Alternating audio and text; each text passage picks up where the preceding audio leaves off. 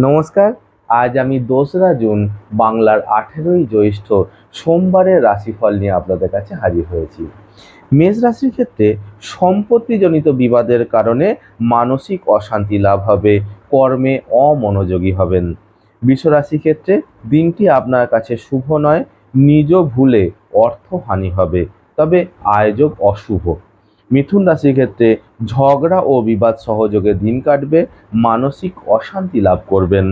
কর্কট রাশির ক্ষেত্রে দিনটি অত্যন্ত শুভ, বহুদিনের আটকে থাকা বিষয় থেকে আজ আপনি মুক্তি লাভ করবেন।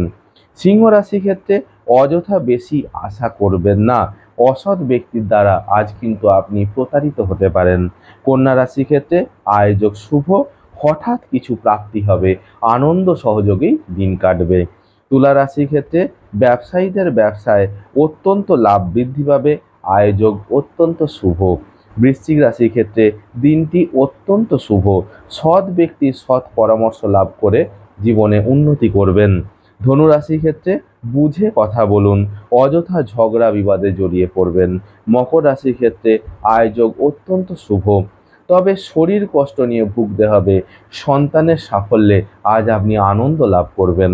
কুম্ভ রাশির ক্ষেত্রে আয়োজক শুভ, পরিবার পরিজন সহ আনন্দেই দিন কাটবে।